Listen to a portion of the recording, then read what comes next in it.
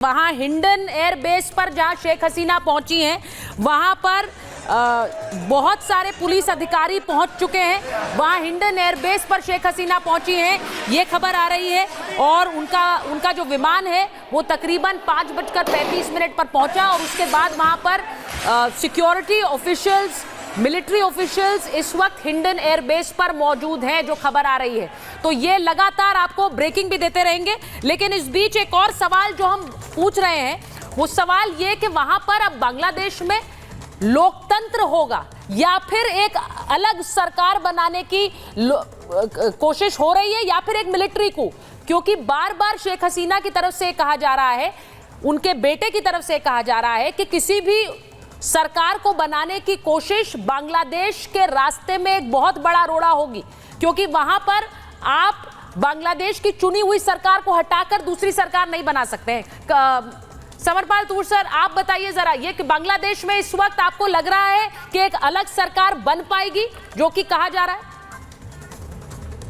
देखिए, अभी तक इस मेन मुद्दा, ये जो स्थिति आज पैदा हुई है, वो बेसिकली अनएम्प्लॉयमेंट की वजह से पैदा हुई है। और ये अनएम्प्लॉयमेंट को कंट्रोल करने के लिए शेख हसीना की गवर्नमेंट ने एक कोटा सिस्टम इंट्रोड्यूस किया, पर इस कोटा सिस्टम को एक नेपोटिज्म का रूप दे दिया, जिसमें जमाते इस्लामी मुस्लिम पार्टी ने, ये प्रो पाकिस्तान पार्टी है, इसका वहां पे काफी वेटेज है। और ये जितनी भी मॉब्स हैं, जितना भी एग्रेशन और जितनी भी इन्होंने जेल तोड़े हैं, इन्होंने अभी तक 160 बहुत ही माने हुए क्रिमिनल्स को छुड़ाया है। इन मॉब्स ने इन्होंने पोस्ट ऑफिसेस, बस स्टैंड्स, रेलवे स्टेशन, जितनी भी पब्लिक प्लेसेस हैं, सब पे इन्होंने डिस्ट्रक्शन की है और 200 लोग मारे जा चुके हैं। तो मैं ये कहता हूं कि एक किस्म से बांग्लादेश की आर्मी ने मैच्योरिटी दिखाई कि जो 4 लाख लोगों ने जो शेख हसीना का जो अभी घर को घेरा हुआ था, यदि आर्मी इन पे फायर खोलती तो यहाँ पे बहुत ही बड़ा कांड होता। यूएन को इन्वॉल्व होना पड़ता, इंटरनेशनल एजेंसीज को ग्राउंड पे उतरना पड़ता, रेड क्रॉस की इन्वॉल्वमेंट होती। It would have been a pure destruction of their political status and system. तो इसे बचाने के लिए फौज ने मजबूरन शेख हसीना जी को बोला कि हम आपको सेफ पैसेज दिलाते हैं, आप जाइए, क्योंकि इतनी बड़ी तादाद में लोगों को कंट्रोल करना और उन पे फायर खोलना और खुद की फौज ने, तो ये संभव नहीं था। पहली चीज तो ये। दूसरा इन्वॉल्वमेंट है इसमें बांग्लादेश मुस्लिम पार्टी। तो अभी अगर हम पैटर्न देखें तो पिछले 5 सालों में violence against non Muslims is on the rise. फिर रोहिंग्यास का पुश करना across the India Bangladesh border बहुत ज्यादा हो गया था पिछले 5 सालों में। और अभी पिछले हफ्ते एक यूट्यूबर ने वीडियो भी बना के भेजी कि कितना इजी है बांग्लादेश से इंडिया में इन्फिल्ट्रेट करना। तो बेसिकली करप्शन इतनी फैल चुकी है।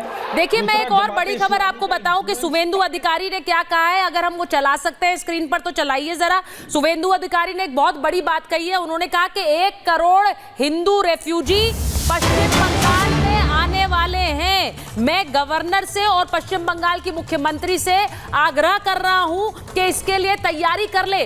अब ये बहुत बड़ी खबर है। 1 करोड़ हिंदू रेफ्यूजी, हिंदू शरणार्थियों की वो बात कर रहे हैं। वो कह रहे हैं कि बांग्लादेश से वो भारत आ जाएंगे। पश्चिम बंगाल की मुख्यमंत्री, यहाँ के गवर्नर केंद्र सरकार से बात करें और इसकी तैयारी करें। अब आप सोचिए कि इसका सीधा असर हिंदुस्तान भारत पर पड़ेगा। शुवेंदु अधिकारी उस खतरे को लेकर आगाह भी कर रहे हैं और वो कह रहे हैं इसकी तैयारी आपको करनी पड़ेगी, क्योंकि ये भी खबरें कई जगह से आ रही है। कर्नल सिंह हमारे साथ स्टूडियो में आ गए। कर्नल सिंह, ये भी खबरें आ रही हैं कि वहां पर जो बांग्लादेश में कई जगह हिंसा हो रही है और खासकर जो हिंदू पॉकेट्स हैं वहां पर हिंसा हो रही है। जय हिंद। इसमें कोई शक नहीं है कि जब भी कभी आप देखेंगे कि इस तरह की कंट्रीज़ में, चाहे इवन श्रीलंका को भी इंक्लूड कर लें, कि जब इस तरह की हिंसाएं होती हैं तो माइनॉरिटीज़ जो हैं उनके ऊपर ज़रूर एक तरह का अटैक और एक प्रेशर आता है, इसमें कोई शक नहीं है। लेकिन मैं, अगर आप इजाज़त दें, मैं थोड़ा सा डाइवर्ट करूँगा। समर ने बड़ी अच्छी बात करी फ़ौज के लिए कि चलिए उन्होंने मैच्योरिटी दिखाई, बट समर, मेरे को लगता है कि हमें ये भी देखना चाहिए कि इस फ़ौज ने इस सिचुएशन को इस हद तक कैसे आने दिया। कहीं इसके पीछे एक मिलिट्री एम तो नहीं है कि यस सिचुएशन को खराब, जैसा पाकिस्तान में हमेशा होता है कि सिचुएशन को उस हद तक खराब होने दीजिए, बद से बदतर होने दीजिए, सो दैट आपका आना आप एक तरह से लेजिटिमाइज कर पाते हैं, पूरी दुनिया में आप बता पाते हैं कि देखिए जी अभी फौज इसलिए आई है, ये सब कुछ ठीक कर देगी। अगर वो आज मिलिट्री कमांडर चीफ जो है वो 24 से 48 घंटे में ठीक करने की बात कर रहा है, तो ये बात 4 दिन पहले भी हो सकती थी। कल जो 100 आदमी मारे गए वो बच सकते थे। अगर ह्यूमैनिटेरियन एंगल देखना है, मुझे लगता है कहीं ना कहीं इस सारी की सारी सिचुएशन को होने दिया जा रहा है, होने दिया जा रहा था और होने दिया जा रहा है। कोई रीजन नहीं होना चाहिए कि एक प्राइम मिनिस्टर जाने के बाद उसके प्राइम मिनिस्टर आवास पे लूट होनी चाहिए या किसी भी तरह की सिक्योरिटी नहीं होनी चाहिए। यस, आप फायर मत करिए बट सिक्योरिटी दिखनी चाहिए। बिल्कुल। आर्मी के कोर कमांडर के सर एक और बड़ी खबर है वो भी बता दूं, क्योंकि इस वक्त आप सोचिए शेख हसीना भारत कई बार आई हैं, लेकिन पहली बार वो वहां पर उन्हें अल्टीमेटम दिया गया, वो भागकर अपना देश छोड़कर भारत आई हैं। ये बहुत बड़ा, बहुत सिग्निफिकेंट इवेंट है और शेख हसीना का भारत में होना, जो खबर हमारे पास आ रही है वो ये कि हिंडन एयरबेस से वो दिल्ली एयरपोर्ट जाएंगी। शेख हसीना एयरपोर्ट पर बांग्लादेश राजनयिकों से भी मुलाकात करेंगी, यानी कि बांग्लादेश के जो अधिकारी यहाँ पर बांग्लादेश एम्बेसी में तैनात हैं उनसे मुलाकात करेंगी और मुलाकात के बाद आगे की रणनीति वो तय करेंगी। अब आप सोचिए, हर बांग्लादेश जो यहाँ पर एम्बेसी है उसकी सुरक्षा पहले ही बढ़ा दी गई थी। यहाँ जो बांग्लादेश के अधिकारी हैं उनसे भी मुलाकात शेख हसीना करेंगी, आगे की रणनीति पर वो बात करेंगी। तो आप सोचिए कि इस वक्त शेख हसीना के लिए, उनकी सरकार के मंत्रियों के लिए ये तस्वीर इस वक्त ऐसी है, उन्हें खुद नहीं पता है कि वहां होगा क्या, क्योंकि वहां एक अलग सरकार के ऐलान का गठन का ऐलान कर दिया गया है। वो कहा जा रहा है कि ये अगले 2 दिन में वो सरकार बनकर तैयार हो जाएगी। सवाल सबसे बड़ा ये है कि शेख हसीना के लिए जो कुछ वहां, वो जिसे सैबोटाज कहती रही, जिसके लिए वो कहती रही कि उनके सरकार के खिलाफ षड्यंत्र है, इसमें बाहर के देशों का क्या रोल है, चीन और अमेरिका जैसे देशों का क्या रोल है, मैं इस पर बात करना चाहती हूं। मेजर जनरल सिवाच आ गए हैं, उस सवाल को प्ले कर दीजिए। मेजर जनरल सिवाच, मैं आपसे पूछ रही हूं, बहुत सी चर्चाएं ये हो रही हैं कि अमेरिका, चीन जैसे देशों का बांग्लादेश में जो हुआ है उसमें क्या कोई रोल है? आप बताइए हमें, हमारे दर्शकों को।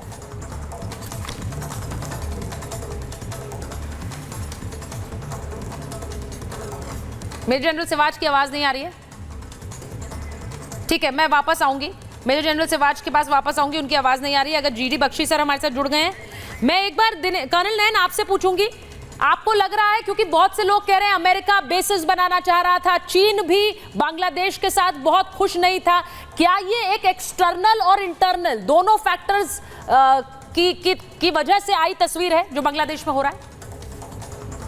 नहीं, कुछ रोल हो सकता है सुचारिता इसके अंदर, बिकॉज जब शेख हसीना चाइना में गई थी अभी मीटिंग करने के लिए, तो बीच में मीटिंग छोड़ के आई थी, तो उससे भी कुछ इशारे हुए थे। और अमेरिका का जो फॉलोअप था कि जो ये जो चितगौड़ का इनका पोर्ट है उसके ऊपर जो चीन अपना वर्चस्व बनाने की कोशिश कर रहा था, तो उधर से अमेरिका ने भी कुछ इनडायरेक्टली, क्योंकि काफी ट्रेड अमेरिका को जाती है यहाँ से, जो इनका इकोनॉमिकल ग्रोथ हुआ है। बट मैं थोड़ा सा पहला, अगर परमिट करें तो पहला पॉइंट कवर करने की कोशिश करूंगा। देखिए, अब ये कहते हैं कि जमाते इस्लामी ने या मुस्लिम की जो नेशनल बंगाल पार्टी है NBN, इसने, या फिर ये जो मुस्लिम स्टूडेंट जमाते के जुड़े हुए मुस्लिम स्टूडेंट्स हैं, इन्होंने सारा खेल रच दिया। मैं मानता हूं कि नहीं, इसमें काफी हद तक शेख हसीना और अवामी लीग का भी हाथ है। देखिए, तीसरी बार के जब इलेक्शन हुए थे, अगर आप किसी भी आज बांग्लादेशी से पूछें तो वो कहेगा कि इलेक्शन ठीक से नहीं हुए, रिगिंग हुई है। और उनका तो यहां तक कहना है कि अगर इलेक्शन सही होते तो 20 सीट भी नहीं आनी थी। और काफी रोष है लोगों के अंदर उस इलेक्शन का, उस पर सोने पे सुहागा हो गया। ये जो अनएम्प्लॉयमेंट के होते हुए ये जो हाई कोर्ट ने जो ऑर्डर कर दिया था कि जितने भी मुक्ति वाहिनी के जो लोगों के बच्चे हैं, परिवार है, उनको 30% के करीब रिजर्वेशन देने के लिए। टोटल रिजर्वेशन बांग्लादेश में कितनी है? 53% है शायद, 30% है ये वाले जिनको लोग विरोध कर रहे हैं, 20% है ऑन इकोनॉमिकल बेसिस, कोई विरोध नहीं कर रहा, कोई विरोध नहीं कर रहा। और 3% भी ऐसे ही कोई विकलांग के लिए कुछ करके। तो ये जो मेजोरिटी जो 30% की थी, इसके खिलाफ नहीं, और सर इसको लेकर पहले भी मुद्दा उठा है।